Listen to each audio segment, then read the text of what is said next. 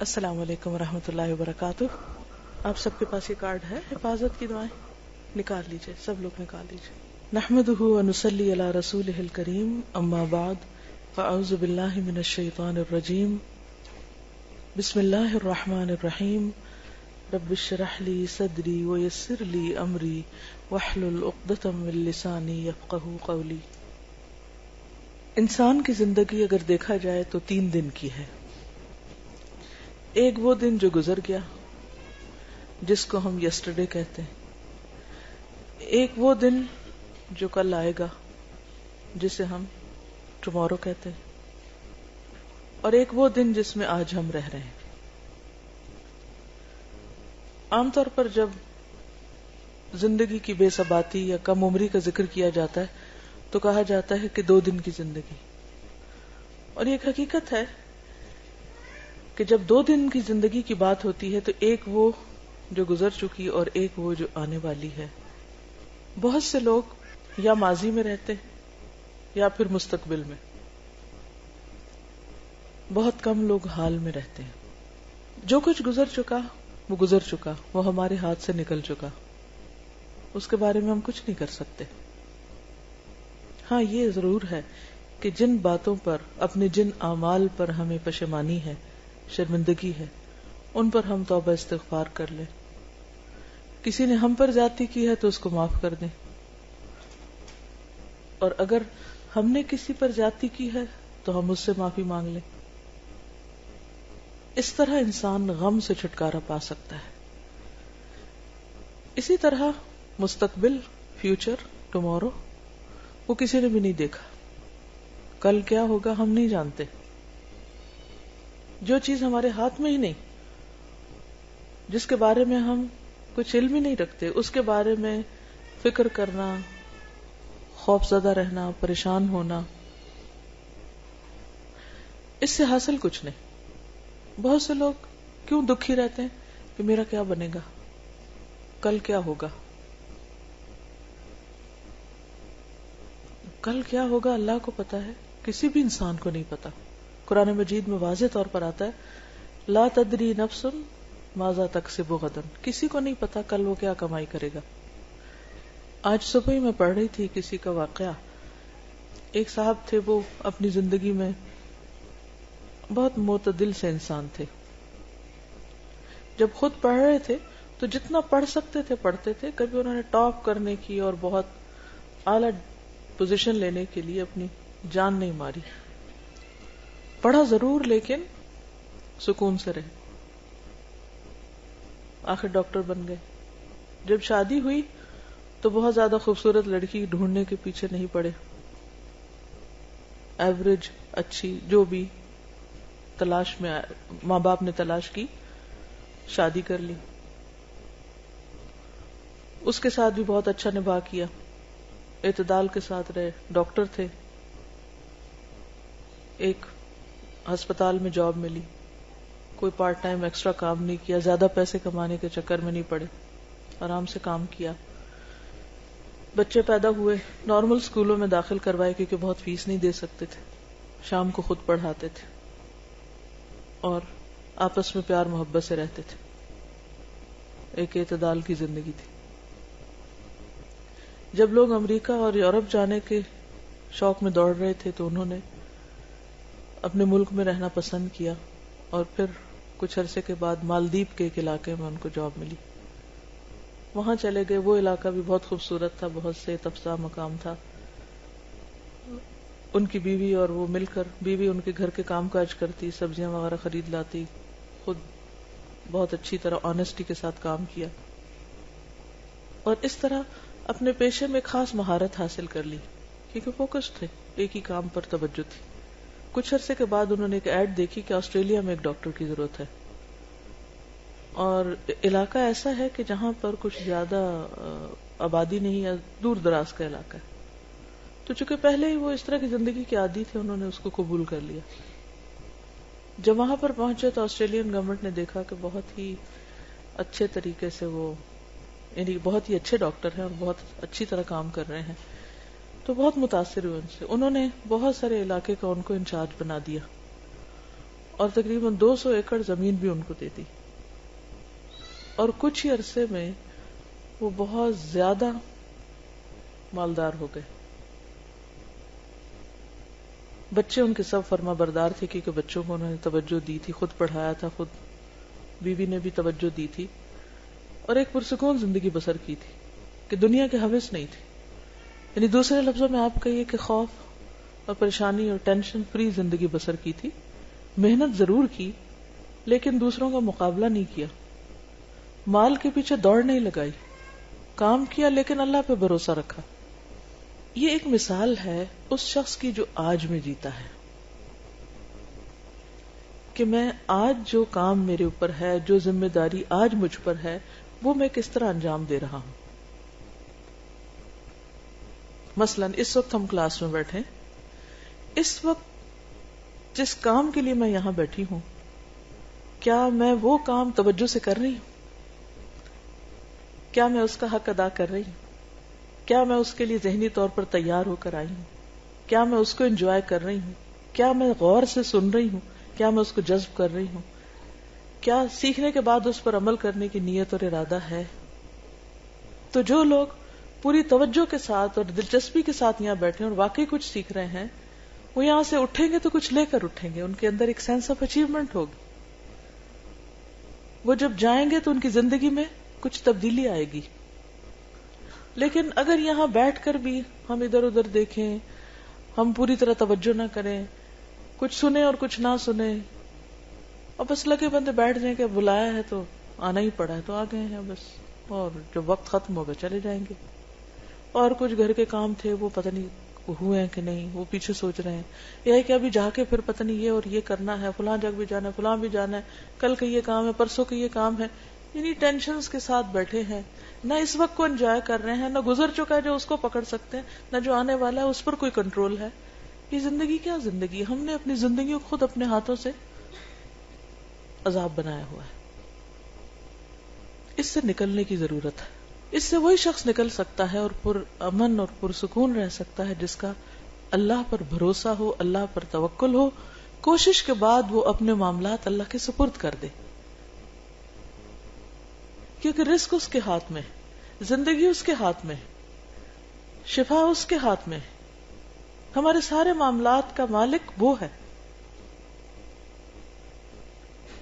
اور جو طریقے اس نے بتائے ہیں اس کے مطابق ہم اپنی زندگی کو ڈھالیں. ان طریقوں میں کچھ کرنے کے کام ہیں اور کچھ اس سے لو لگانے کے، اس کی عبادت کرنے کے. کیونکہ اللہ نے ہمیں ڈیزائن اس طرح کیا ہے کہ ہم اس کی عبادت کریں.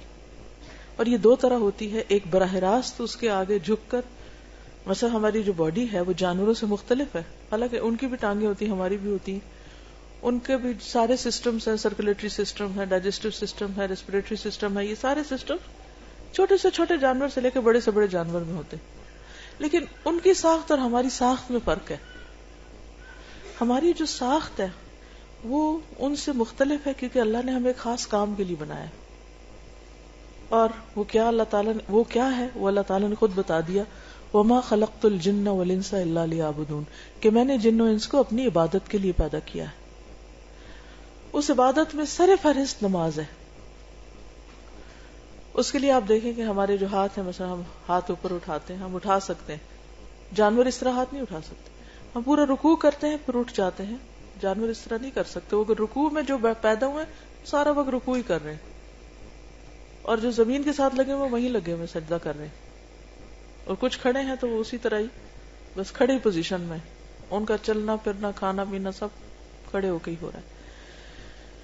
تو اس میں آپ دیکھیے کہ ہم ایک خاص طریقے پر، آپ دیکھیے، کھڑے ہوتے ہیں، رکوع کرتے ہیں، سجدے میں جاتے ہیں، گھٹنے ٹیکتے ہیں، ناک نیچے رکھتے ہیں، گردن ہماری اسی طرح فلیکسیبل ہو جاتی ہے، پھر ہم کھڑے ہو جاتے ہیں، پھر ہماری گردن مڑ جاتی ہے، سلام کرتے ہیں، رائٹ اور لیفٹ کرتے ہیں، دائیں بائیں دونوں طرف سلام کرتے ہیں. یہ سب کچھ کیا ہے دراصل؟ کہ ایک خاص طریقے پر ہمیں بنایا گیا ہے. عبادت کا دوسرا رخ بندوں کی خدمت ہے، انسانوں کے کام آنا ہے. انسانوں کے کام انسان کس طرح آتا ہے؟ اپنے دماغ سے، سوچ سے، زبان سے، اپنے ہاتھوں سے. یہ جو ہاتھ ہیں اللہ نے ہمارے اس خاص طریقے پر بنائے ہیں، اسی وجہ سے بنائے ہیں، ایک خاص سائز کے بنائے، خاص فلیکسیبلٹی کے، تاکہ ہم کام کریں. تو فارغ بیٹھنے کے لیے نہیں ہے، کچھ کریں، چاہے وہ لکھیں پڑھیں، چاہے آپ کھانا بنائیں، روٹی بنائیں، جھاڑو لگائیں، کچھ بھی کریں، جو بھی کام آپ نے کرنے وہ یہ سب اس لیے ہے. بیکار بیٹھ جانے کے لیے نہیں ہے ہم، یہ سوئے رہنے کے لیے نہیں بنائے گئے ہم. تو ان سب طریقوں سے انسان جب اللہ کی مرضی کے مطابق کام کرتا ہے تو وہ عبادت کر رہا ہوتا ہے، اپنی زندگی کا ایک مقصد پورا کر رہا ہوتا ہے. زندگی آج کی زندگی ہے، اس وقت کی زندگی، اس وقت میں زندہ ہوں، یہی میری زندگی ہے. جب یہ نہیں رہے گی تو کچھ بھی نہیں رہے گا، ساری سوچیں دھری کی دھری رہ جائیں گی. اس لیے ضروری ہے کہ اس وقت سے میں فائدہ اٹھا لوں، اپنے آج سے فائدہ اٹھا لوں، اس لمحے سے فائدہ اٹھا لوں، اس کو خوبصورت بنا لوں، اس کو موسٹ پروڈکٹیو بنا لوں، یہ بیکار نہ گزرے. اس کے لیے ہمیں یہ دیکھنا ہے کہ کس وقت میں کرنے کا کیا کام ہے. سب سے پہلے ہمیں اگر اپنا ٹائم ٹیبل بنانا ہے ڈیلی، مثلا ایک دن کی پلاننگ کرنی ہے، تو سب سے فرسٹ اینڈ فورموسٹ ہمیں یہ دیکھنا ہوگا کہ فرائض کیا ہیں ہمارے، ان کو فل کر لیں. مثلا نمازیں سب سے پہلا فرض ہے. اب اس کے لیے ہمیں کتنے بجے اٹھنا ہے؟ یہ تو نہیں 7 بجے اٹھنا، 7 بجے تو نماز چلی جائے گا، آپ نے اپنا فرض مس کر دیا، تو آپ کا تو ٹائم پروڈکٹیو نہیں، آپ کے تو دن کا آغاز ہی غلط ہوا. آپ نے تو اللہ کی نافرمانی سے دن کا آغاز کیا، اللہ کی رحمت کہاں سے آئے گی؟ آپ نے اللہ کو ناراض کر کے دن کا آغاز کیا. تو بہت ضروری ہے کہ ہم جب ٹائم ٹیبل بنائیں تو پہلے اپنے مارک کر لیں، مارننگ، ظہر، عصر، مغرب، عشاء، اب باقی کام ان کے آس پاس کر لیں. بندوں میں ہماری ذمہ داری کون کون ہے؟ ہمارے بچے ہیں یا ہمارے اسٹوڈنٹس ہیں یا ہمسائے ہیں یا کون ہے، جو بھی کوئی ہے، ان کے طرف سے ہمارے اوپر کیا ذمہ داری ہے. اس میں بچے ہیں تو ان کو کھلانا، پلانا، سلانا، جگانا، اسکول بھیجنا، پڑھانا، یہ ساری چیزیں، کیونکہ وہ آپ ہی کی ذمہ داری. کلکم راعٍ وکلکم مسئول عن رعیتہ، ہر شخص نگران ہے، ہر شخص ذمہ دار ہے، ہر ایک سے اس کی رعایا کے بارے میں پوچھا جائے گا. ان کو میں نے کیا کیا کہاں کہاں ٹائم دینا. اگر ماں باپ آپ کی ذمہ داری ہے تو ان کے بارے میں سوچ لیجیے. پھر اس طرح شوہر ہے، شوہر کے لیے بیوی ہے، اس بیوی بچوں کے لیے کمانا، کھلانا، پلانا، یہ ساری چیزیں، یہ سارے ملا جلا کے ہمارے روزمرہ کے ٹاسک سے ایک لمبی لسٹ بن جاتی. یہ سارے ٹاسک لکھے ہوئے ہونے چاہیے اور اپنے آپ کو چیک کرتے رہنا چاہیے، کیا میری عبادات پوری ہیں، کیا میرے فرائض پورے ہیں، ذمہ داریاں جو بندوں کی پوری ہیں. پھر اگر ہم ایک ٹیچر ہیں تو اس اعتبار سے ہمارے اوپر کیا ذمہ داریاں عائد ہوتی ہیں، اس کے لیے ہمیں اپنے آپ کو پریپیئر کرنا چاہیے. اگر ہم کہیں کام کرتے ہیں، کوئی اور جاب کرتے ہیں، کچھ بھی کرتے ہیں، اس کے بارے میں ہمیں پتہ ہونا چاہیے کہ ہم نے کیا کرنا ہے. تو کیا کرنا ہے، کیوں کرنا ہے، کب کرنا ہے، کیسے کرنا ہے، کتنا کرنا ہے، یہ معلوم ہونا بے حد ضروری ہے. تو کیا کہ تو آپ لسٹ بنا لیں ٹاسک سارے، کیا کرنا ہے، کیوں کرنا ہے، کوئی بھی کام کیوں کر رہے ہیں آپ، اور پھر کتنا کرنا ہے مجھے. کیونکہ کام تو اتنے ہوتے ہیں بعض اوقات کہ آپ اگر ساری رات بھی لگ رہے ہیں، سارا دن بھی تو ختم نہیں ہو سکتے، مگر ان کو سٹاپ لگانا ہے نا، آگے نماز کا وقت آ رہا ہے، ان کو سٹاپ لگانا ہے کہ آگے کوئی اور چیز آ رہی، تو اس کو پھر آپ اسی کے مطابق ہی ڈیوائڈ کرتے ہیں. تو سارے کیا کرنا ہے، کیوں کرنا ہے، کتنا کرنا ہے، کب کرنا ہے، یہ پتا ہونا چاہیے. یہ نہیں کہ نماز کے وقت میں آپ کھانا پکانے لگ جائیں اور سونے کے وقت میں آپ بیٹھ کے ٹی وی دیکھتے رہیں اور جب پھر نماز کا وقت ہو تو آپ پھر سو جائیں. یہ نہیں ہو سکتا. یہ پھر آپ نے آج کا دن ضائع کر دیا اس کی تقسیم غلط کر کے اوقات کی. کیا کرنا ہے، کیوں کرنا ہے، کتنا کرنا ہے، کب کرنا ہے اور کیسے کرنا ہے. جس شخص کو یہ پتا ہو کہ کوئی کام میں نے کیسے کرنا ہے، وہ بہت اچھی طرح امن کے ساتھ زندگی بسر کر لیتا. اب یہاں سے شروع ہوتا ہے، کیسے سے شروع ہوتا ہے علم. اس کے لیے علم حاصل کرنا ضروری. مثلا نماز پڑھنی تو کیسے پڑھنی ہے، کیا کیا کرنا ہے مجھے اس میں. تو کیسے کے لیے جاننا ضروری ہوتا ہے، یعنی علم حاصل کرنا ضروری ہوتا ہے. حتیٰ کہ اللہ سبحانہ وتعالیٰ فرماتے ہیں قرآن مجید میں فَعْلَمْ أَنَّهُ لَا إِلَهَ إِلَّا هُوَ، جان لو، علم حاصل کرو کہ اس کے سوا کوئی معبود نہیں. اس کو بھی جاننا ضروری ہے. اس کا بھی علم حاصل کرنا چاہیے کہ واہ کیوں وہی کیوں معبود ہے, کوئی اور کیوں نہیں ہو سکتا, کیا اس کا کوئی پارٹنر ہے, شریک ہے, یا صرف وہی ہے. یہ بھی ہمارے جاننے کی بات ہے. پھر اس کے بعد جب آپ یہ سارا کچھ کر لیں گے اور اپنے اپنے وقت پر صحیح نیت کے ساتھ اپنی ذمہ داریوں کو نبھائیں گے تو آپ کی یہ زندگی انتہائی پرسکون ہو جائے گی. جب آپ کو اپنے کام کرنے کے طریقے آ گئے. ابراہیم علیہ السلام نے جب اللہ کا گھر بنایا تھا, کس کے لیے بنایا تھا؟ اللہ تعالیٰ نے فرمایا کہ میرے گھر کو طواف کرنے والوں کے لیے وطہر بیتی للطائفین والرکع السجود تک, تو ان سب کے لیے صاف رکھو گھر کو. لیکن ساتھ ہی انہوں نے ایک دعا مانگی تھی, وَأَرِنَا مَنَاسِكَنَا, کہ اللہ ہمیں ہمارے مناسک عبادت کے طریقے ہمیں سکھا دے. تو یہاں سے علم کی ضرورت محسوس ہوتی ہے انسان کو, کہ سیکھ کے کرتا ہے انسان. ہر چیز سیکھنے کی ضرورت ہوتی, حتیٰ کہ کھانا پینا بھی, یعنی صرف کھانا, خود کھانا ہے, آپ نے اپنا پیٹ بھرنا ہے, وہ کھانے کا طریقہ بھی آنا چاہیے آپ کو, یہ کیسے کھانا ہے. آپ نے دیکھا کہ کچھ لوگوں میں کھانے کے مینرز بالکل نہیں ہوتے, بہت کچھ پڑھ لے کے جاتے ہیں لیکن ان کو طریقہ نہیں آتا کھانے کا, چبانے کا طریقہ نہیں آتا, کھانے کا نہیں آتا, اور بھی اسی طرح. تو ان میں اور جانوروں میں فرق کوئی نہیں رہ جاتا نا. اب جانور جیسے جگالی کرتے رہتے, اگر انسان بھی ایسے ہی کرتے رہے تو کیا حاصل ہوگا, کوئی فرق نہیں رہے گا. میرے خیال ہے مائیں اگر لے کے کھڑی ہو جائے نا بچوں کو, یہ بھی سیکھنے کا طریقہ ہے کہ کلاس روم میں بچے کو خاموش کیسے کروانا ہے تاکہ باقی لوگ واقعی سن سکیں. کیونکہ ماں بننا کافی نہیں ہوتا, یہ سیکھنا ضروری ہے کہ بچے کو پالنا کیسے, بچے کو خاموش کیسے کرانا ہے, بچے کو کھلانا کیسے, پلانا کیسے, سلانا کیسے, چپ کیسے کرانا ہے, بلوانا کیسے, یہ سب کچھ بھی سیکھنے سے تعلق رکھتا ہے. تو بہرحال بات یہ ہے کہ ہر چیز سیکھنے کی ضرورت ہوتی ہے اور سیکھنے کی بہت فضیلت ہے. اب سیکھنے میں بہت سی چیزیں ہم پیسیولی سیکھتے ہیں. پیسیولی سیکھنے کا کیا مطلب ہے کہ ہر وقت ہماری یہ کھڑکیاں کھلی ہیں, کان بھی کھلے, آنکھیں بھی کھلے, کچھ چیزیں ہم دیکھ کے سیکھ رہے ہوتے ہیں بغیر کسی انٹینشن کے, خود بخود ہمارے اندر جاری ہے. کچھ چیزیں ہم سن رہے ہوتے ہیں, آوازوں سے آ رہی ہوتی ہیں اور ہم سیکھ رہے ہوتے ہیں. مثلاً آپ گھر سے نکلے کسی کام سے, رستے میں کوئی میوزک کی آواز سنی, آپ نے کوئی گانا لگا ہوا تھا, کسی نے آپ کو نہیں سکھایا, وہ گانا آپ نے سنا اور تھوڑی دیر کے بعد آپ خود بھی اسی ٹیون میں گانے لگ گئے. یہ کیا ہوا آپ کے ساتھ؟ کیا آپ گھر سے گانا یاد کرنے کے ارادے سے نکلے تھے؟ نہیں, لیکن بغیر آپ کے ارادے نیت کے وہ آپ کے ازبر ہو گیا, آپ نے سنا اور آپ کو یاد ہو گیا. تو اسی طرح کچھ چیزیں انسان نہ چاہتے ہوئے بھی سیکھتا چلا جاتا ہے. اس لیے بہت ضروری ہوتا ہے کہ اچھے لوگوں کی کمپنی میں ہو.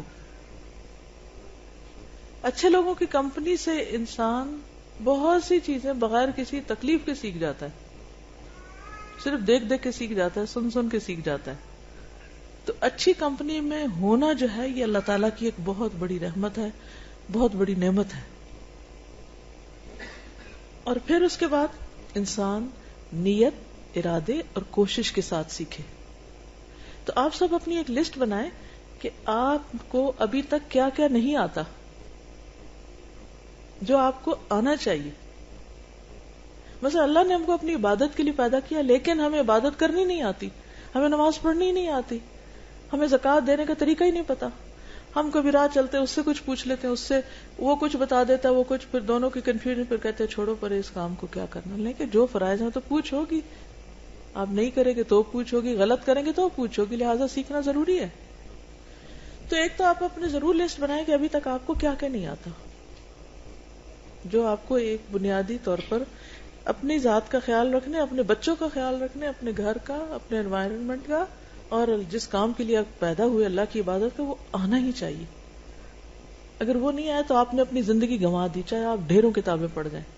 اسی لیے آپ نے دیکھا ہوگا کہ بعض اوقات کچھ لوگ بہت ہائیلی ایجوکیٹڈ ہوتے ہیں, بڑی ڈگریوں کے مالک ہوتے ہیں, لیکن ان کی گھریلو زندگی جہنم ہوتی ہے. ان کو آپس میں نباہ نہیں کرنا آتا, ہسبینڈ وائف کو نباہ نہیں کرنا آتا, بچوں سے بات نہیں کرنی آتی, ان کی بات نہیں سمجھتے.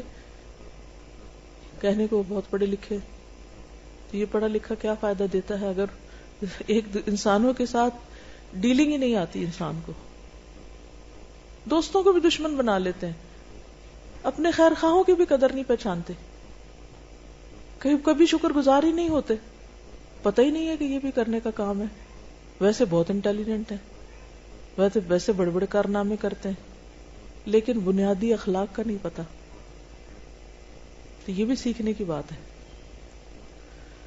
تو سیکھنے کو تو بہت کچھ ہے, اور اس کے لیے آپ کو باقاعدہ اپنے ٹائم ٹیبل میں ایک حصہ بنانا ہوگا, سیکھنے کے لیے ایک طریقہ اختیار کرنا ہوگا. تو بات یہ ہو رہی تھی کہ سیکھنے کو تو بہت کچھ ہے, لیکن کچھ چیزیں ایسی ہیں جنہیں پرائرٹی پر سیکھ لینا چاہیے. انہی میں سے وہ دعائیں ہیں جو ہم اپنی حفاظت کے لیے پڑھتے ہیں, کیونکہ ہم میں سے ہر شخص کسی نہ کسی دل کے گوشے میں اس کے خوف بیٹھا ہوا ہے کہ ہائی یہ چھت نہ مجھ پہ آ گرے کہیں. کبھی خیال آیا کہیں میں پھسل نہ جاؤں, کہیں چور نہ آ جائے. کبھی اندھیرے سے ڈر لگتا ہے, کبھی کسی چیز سے, کبھی کسی ڈر لگتا ہے. ہر شخص کو کسی نہ کسی چیز سے ضرور ڈر لگتا ہے. اس کو کہتے ہیں, پھر اس کا نام دے دیتے فوبیا. بہرحال جو مرضی نام دے دیں, لیکن ڈر تو اپنی جگہ ہے ہی, اس سے تو انکار نہیں کیا جا سکتا. خصوصاً کچھ کھونے کا, کچھ ضائع ہونے کا, کچھ ہاتھ سے نکل جانے کا, یہ ڈر بہت ہوتا ہے ہم لوگوں کو, پتہ نہیں کیا ہوگا. تو اس کے لیے ہمیں ایک بہترین چیز سکھائی گئی ہے, اور وہ ہے آیت الکرسی. آیت الکرسی, یہ اس آیت کا نام ہے. آیت الکرسی جو ہے یہ قرآن مجید کی آیات میں سے بہت ہی افضل آیت ہے, بہت بلند درجے کی آیت ہے. جیسے سورتوں کے نام ہے نا, اسی طرح کچھ آیتوں کے بھی نام ہیں. اللہ سبحانہ وتعالیٰ نے آدم علیہ السلام کو مختلف چیزوں کے نام سکھائے تھے, اور کسی بھی شخص کے صاحب علم ہونے کی علامت یہ ہوتی ہے کسی بھی فیلڈ یا فن میں کہ اس کو اس خاص علم سے متعلق چیزوں کے نام آتے ہوں. مثلا آپ قرآن کے طالب علم ہیں اور آپ کو سورتوں کے نام ہی نہیں آتے, کیا جانا آپ نے. اسی طرح مثلا آپ باٹنی پڑھ رہے ہیں اور اپنے انوائرنمنٹ میں ارد گرد پودوں کے نام ہی کوئی نہیں آتے, گھاس کی قسموں کا ہی نہیں پتا, درختوں کے نام نہیں آتے. اب ہر شخص کے لیے ہر علم کی ہر چیز سیکھنا تو فرض نہیں ہے, لیکن کم از کم جو علم آپ پڑھ رہے ہیں اس کے متعلقہ چیزوں کے نام آنا ضروری ہے. کئی لوگ ایسے ہوتے ہیں کہ وہ لوگوں کے بیچ میں سالوں رہ رہے ہوتے ہیں, ان کو آس پاس لوگوں کے نام ہی نہیں آتے. آپ کی کیا ریلیشن شپس ہوں گے اچھے, کیسے اچھے ہو سکتے ہیں. مجھ سے کسی نے پوچھا کہ آپ وہ پڑھا رہی تھی, کہنے لگی کہ مجھے آپ کو ٹپ بتائیے, آپ بھی پڑھاتی. میں نے ایک دن ان کو ایک ٹپ بتائی, دوسرے دن دوسری بتائی, کل میں نے ان کو تیسری ٹپ بتائی. تیسری ٹپ یہ تھی کہ اپنے گروپ کو جس کو آپ پڑھا رہی ہیں اس کی تمام سٹوڈنٹس کے نام یاد کریں اور سٹوڈنٹس کو ناموں سے بلائیں. کہنے لگی یہ تو بہت ہی مشکل ہے, چھوٹا سا گروپ ہے, نہیں تو بہت ہیوج کلاس ہے, اس میں تو ہوتی ہے obviously مشکل, لیکن میں پوری کوشش کروں گی. میں نے کہا اس سے آپ فرق جانے گی کہ اسٹوڈنٹ اور ٹیچر کا جب تک کنیکشن نہیں ہوتا تو علم پاس نہیں ہوتا, وہ صرف انفارمیشن ہوتی, آپ سیکھ نہیں سکتے. پھر آپ کو پتہ ہی نہیں آپ آس پاس کون بیٹھا ہوا ہے, وہ کیا کر رہا ہے. اور ان کو میں نے اتفاق سے یہی حدیث دلیل کے طور پر دی کہ حضور صلی اللہ علیہ وسلم نے ابی ابن کعب کو شاباش دی تھی کہ تمہیں علم مبارک ہو اے ابو المنذر. آپ کو صرف ان کا نام نہیں, ان کی کنیت بھی پتا تھی. اور آپ کو پتا ہے کہ کتنے بے شمار صحابہ ہیں آپ کے آس پاس, لیکن آپ کو ان کے نام آتے تھے.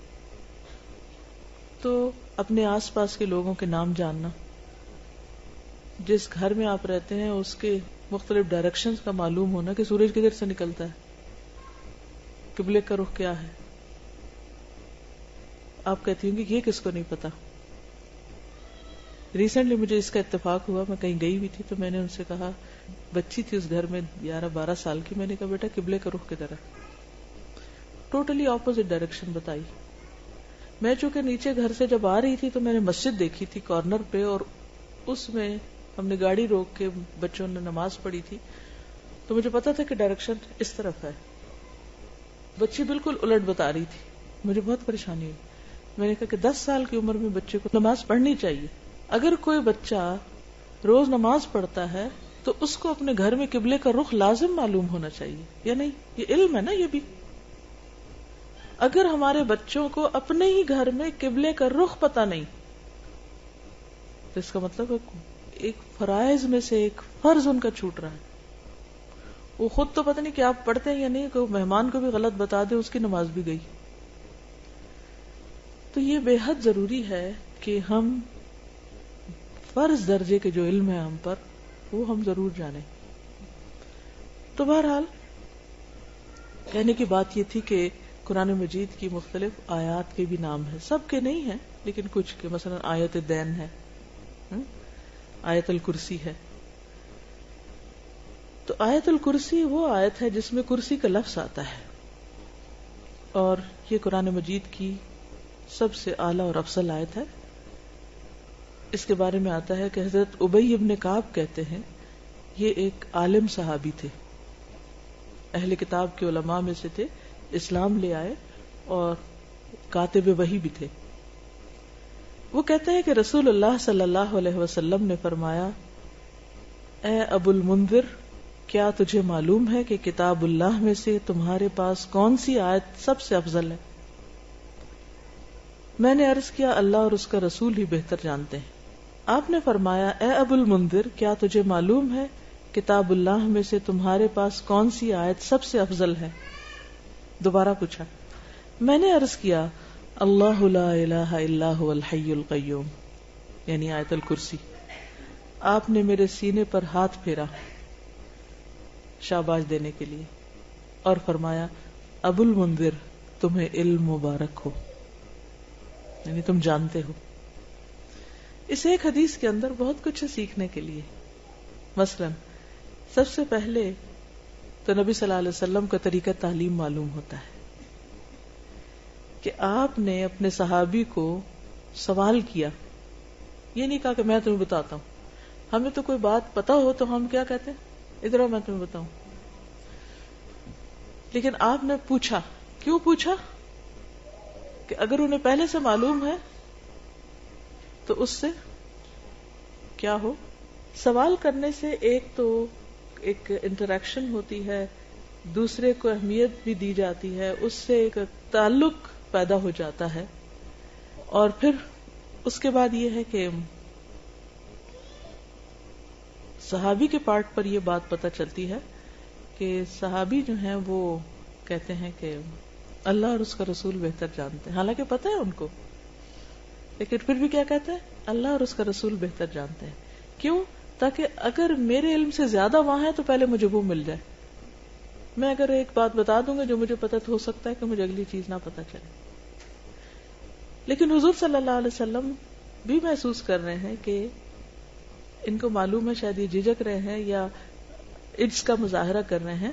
آپ دوبارہ پوچھتے ہیں اور اسی ٹون میں پوچھتے ہیں, اے ابو المنذر, کیا تمہیں معلوم ہے کہ کتاب اللہ میں سے سب سے افضل آیت کون سی ہے؟ تو پھر اس پر وہ جواب دیتے ہیں, میں نے عرض کیا, اللہ لا الہ الا هو الحی القیوم. پھر آپ سینے پہ ہاتھ پھیرتے ہیں, اس طرح تھپکی دیتے ہیں ایک طرح سے. اس کا مطلب ہے کہ وہ قریب بیٹھے ہوئے ہیں, ریچ میں ہیں آپ کی. ہو سکتا ہے دور بھی ہو تو بلا کے شاباش دی ہو. تو طالب علم کو تھپکی دینا یا اس پہ ہاتھ پھیرنا یا شاباش دینا اس کی ہمت بندھاتا ہے, اس کو انکریج کرتا ہے, اس کو اور زیادہ علم کا شوق دلاتا ہے. اور پھر آپ فرماتے ہیں کہ تمہیں علم مبارک ہو, شاباش. آپ خوش ہو جاتے ہیں اور دعا دیتے ہیں. اچھا, ہم عام طور پر کسی کو کوئی بات پتا ہو یا کسی کو معلوم ہو تو اس پر اس کی تعریف نہیں کرتے یا اس کی ہمت نہیں بندھاتے, جبکہ استاد کا فرض بنتا ہے کہ اچھا جواب آنے پر, درست جواب آنے پر ضرور کچھ نہ کچھ دعا دے, مثلا بارک اللہ فیکم, شاباش, کوئی بھی اچھا ورڈ, گڈ اسٹروک دے. تو اس حدیث سے پتہ چلتا ہے کہ آیت الکرسی جو ہے یہ سب سے اعلیٰ اور افضل آیت ہے. پھر اسی طرح ایک اور حدیث ہے, حضرت ابن اسقا کہتے ہیں رسول اللہ صلی اللہ علیہ وسلم صفہ میں تشریف لائے. صفہ کیا تھا؟ وہ چبوترا جس پر صحابہ بیٹھ کر پڑھا کرتے تھے، وہیں رہتے تھے، وہیں پڑھتے تھے. تو ایک آدمی نے آپ سے سوال کیا، یا رسول اللہ، سب سے زیادہ عظمت والی آیت کون سی ہے؟ آپ نے فرمایا اللہ لا الہ الا هو الحی القیوم، یعنی پوری آیت الکرسی. تو اس سے بھی بات مزید واضح ہو جاتی ہے، اس کو تقویت ملتی ہے کہ یہی آیت سب سے افضل ہے. اب اس آیت کو ایک طرف تو سب سے افضل کہا گیا، اور دوسری طرف اس آیت کو حفاظت کا ذریعہ بتایا گیا. اس کے لیے ایک بہت لمبی حدیث ہے، لیکن ایک واقعہ ہے پورا جس سے ہمیں پتہ چلتا ہے کہ آیت الکرسی جو ہے یہ شیاطین کے شر اور فتنوں سے محفوظ رکھتی ہے. انسان کو حفاظت کے لیے سب سے زیادہ جس چیز کی ضرورت ہے وہ اپنے دشمنوں سے حفاظت. دشمنوں میں سب سے بڑا دشمن شیطان، اور شیطان نظر نہیں آتا. باقی دشمن تو اگر کوئی آ رہا ہماری طرف تو ہم بھی جواباً مارنے کے لیے تیار ہو جائیں، مگر جو نظر ہی نہیں آ رہا تو اس کا کیا بنے گا؟ جو نظر نہیں آ رہا اس سے کیسے بچیں گے؟ ہم بچ سکتے ہیں؟ ہم اس کا مقابلہ کر سکتے ہیں؟ پکڑ سکتے ہیں؟ کیا ماریں گے اس کو؟ مجھے یاد ہے میں چھوٹی سی تھی تو میرے والدین جب کہتے تھے کہ وہ شیطان آ گیا تو ہم کہتے تھے کدھر ہے؟ میں ڈنڈا اٹھا لیتی، کدھر ہے میں اس کو ماروں گی. لیکن ڈنڈے سے تو نہیں مار سکتے شیطان کو آپ. ہاں آیت الکرسی پڑھیں تو اس پہ ڈنڈا ضرور پڑے گا، لیکن اگر آیت الکرسی ٹھیک ہی نہیں آتی آپ کو تو اس کا کیا اثر ہوگا؟ تو صحیح تلفظ بھی آنا چاہیے، اور اس کو پڑھنا بھی چاہیے، اور اس کا معنی بھی جاننا چاہیے، اور اس کی فضیلت بھی معلوم ہونی چاہیے. اور یہ وہ علم ہے جس پر آپ صلی اللہ علیہ وسلم نے شاباش دی تھی. تو اگر آپ کو بھی یہ پتا چل جائے گا تو وہ شاباش صرف ان کے لیے نہیں، پر آپ سب کے لیے بھی. بہرحال حدیث ہے، حضرت ابو ہریرہ سے روایت ہے، مجھے رسول اللہ صلی اللہ علیہ وسلم نے صدقہ فطر کی حفاظت کے لیے محافظ مقرر کیا، یعنی گارڈ بنایا. اس دوران میں ایک شخص آیا اور اس نے غلہ سے لپیں بھر بھر کر نکالنی شروع کر دی، یعنی وہاں سے نکالنا شروع کر دیا. میں نے اسے پکڑ لیا اور کہا میں تجھے ہر صورت میں رسول اللہ صلی اللہ علیہ وسلم کے پاس لے جاؤں گا، تم چور ہو. وہ کہنے لگا میں محتاج آدمی ہوں، بال بچے دار ہوں، سخت ضرورت مند ہوں، لہذا معاف کر دو. چنانچہ میں نے اسے چھوڑ دیا. صبح ہوئی تو رسول اللہ صلی اللہ علیہ وسلم نے دریافت فرمایا ابو ہریرہ گزشتہ رات تمہارے قیدی کا کیا بنا؟ کیونکہ آپ کو وحی کے ذریعے خبر ہو چکی تھی. میں نے عرض کیا یا رسول اللہ صلی اللہ علیہ وسلم، اس نے اپنی شدید حاجت کا اظہار کیا، بال بچوں کا شکوہ کیا، میں نے اس پہ رحم کیا، اسے چھوڑ دیا. آپ نے فرمایا خبردار رہنا، اس نے جھوٹ بولا، وہ پھر آئے گا. مجھے آپ کے فرمان کی وجہ سے یقین تھا کہ وہ ضرور آئے گا، لہذا میں گھات میں بیٹھ گیا کب آتا ہے، اور چوکنا ہو گیا. وہ آیا اور غلے میں سے پھر لپیں بھرنے لگا. میں نے پکڑ لیا، میں نے کہا اب تو میں تمہیں ضرور حضور صلی اللہ علیہ وسلم کی خدمت میں لے جاؤں گا. اس نے کہا مجھے چھوڑ دو، میں غریب ہوں، عیالدار ہوں، آئندہ نہیں آؤں گا. میں نے رحم کھاتے اسے پھر چھوڑ دیا.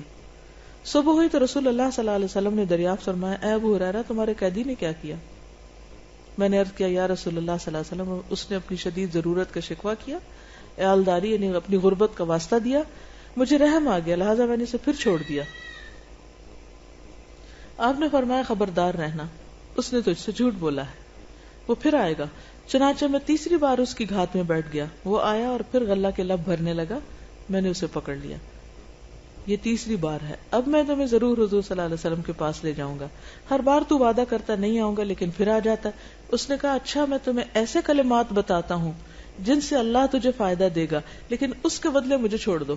یعنی اسے ہوا نا کہ اب تو میں پکڑا گیا تو کچھ دے کے چھوٹنا پڑے گا. میں نے پوچھا وہ کیا کلمات ہیں، کون سا کلام ہے، کون سا وظیفہ ہے کہ جسے پڑھ کے میں اپنے چور سے بچ سکتا ہوں، یعنی یہ چور واپس نہ آئے. اس نے کہا جب تو رات سونے کے لیے اپنے بستر پہ آئے تو آیت الکرسی پڑھ لیا کر. ایک فرشتہ ساری رات تیری حفاظت کرے گا، ساری رات فرشتہ تیری حفاظت کرے گا، صبح تک شیطان تیرے پاس نہیں آئے گا. یہ سن کر میں نے اسے پھر چھوڑ دیا. صبح ہوئی تو رسول اللہ صلی اللہ علیہ وسلم نے دریافت کیا ابو ہریرہ کل رات تیرے قیدی نے کیا کیا؟ میں نے عرض کیا یا رسول اللہ، اس نے کہا میں تجھے ایسے کلمات سکھاتا ہوں جن سے اللہ تجھے نفع پہنچائے گا. چنانچہ اس کے بتانے پر میں نے اسے چھوڑ دیا. آپ نے دریافت کیا وہ کیا کلمات ہیں؟ میں نے عرض کیا، اس نے بتایا کہ جب تو رات اپنے بستر پر آئے تو اول سے آخر تک آیت الکرسی پڑھ لے، اللہ کی طرف سے ایک فرشتہ رات بھر تیری حفاظت کرے گا اور شیطان تمہارے قریب نہ آئے گا۔ صحابہ کرام چونکہ خیر و بھلائی کے زیادہ حریص تھے، اس لیے آپ نے حضرت ابو ہریرہ کو کچھ نہیں کہا، بلکہ فرمایا، ہاں اس نے تجھ سے سچی بات کہی لیکن وہ خود جھوٹا ہے۔ تجھے معلوم ہے 3 راتوں سے تمہارے پاس کون آ رہا تھا؟ حضرت ابو ہریرہ نے عرض کیا، نہیں۔ آپ نے فرمایا، وہ شیطان تھا۔ یہ صحیح بخاری کی روایت ہے۔ تو اس حدیث سے کیا پتہ چلتا ہے؟ ساری رات تمہاری حفاظت کرے گا ایک فرشتہ، اللہ بھیج دے گا، شیطان تمہارے پاس نہیں آئے گا، پھر وہ ڈرائے گا نہیں، پھر صبح کی نماز میں اٹھنے میں آسانی ہو جائے گی، بہت سارے فائدے ہیں اس کے۔ اور اگر ہم فوت ہو گئے رات کو، کیونکہ رات کو فوت بھی ہو سکتا ہے انسان، کئی لوگوں کو آپ نے سنا ہوگا کہ وہ رات سوئے تو اٹھے نہیں، تو کم از کم فرشتے ہمارے آس پاس ہوں، شیطان تو نہ ہوں۔ تو اس کے بہت فائدے ہیں۔ تو سب سے بڑا فائدہ کیا ہے کہ حفاظت۔ اسی لیے اس کارڈ میں حفاظت کی دعاؤں میں سب سے پہلی دعا آیت الکرسی رکھی گئی ہے۔ اور اس میں کرنا کیا چاہیے کہ ویسے تو ہر نماز کے بعد پڑھنی چاہیے، لیکن صبح اور شام ایک دفعہ اگر انسان پڑھتا ہے تو جنوں سے محفوظ رہتا ہے۔ ٹھیک ہے، خصوصی طور پر جو جنوں کا کتنا ڈر ہوتا ہے، جن چمٹ جائیں گے، وہ پتہ نہیں کیا ہو جائے گا، تو بس آیت الکرسی پڑھ لیں، جو ہی شام ہونے لگے آیت الکرسی پڑھ لیں، صبح نماز کے بعد پڑھ لیں، محفوظ ہیں آپ انشاءاللہ۔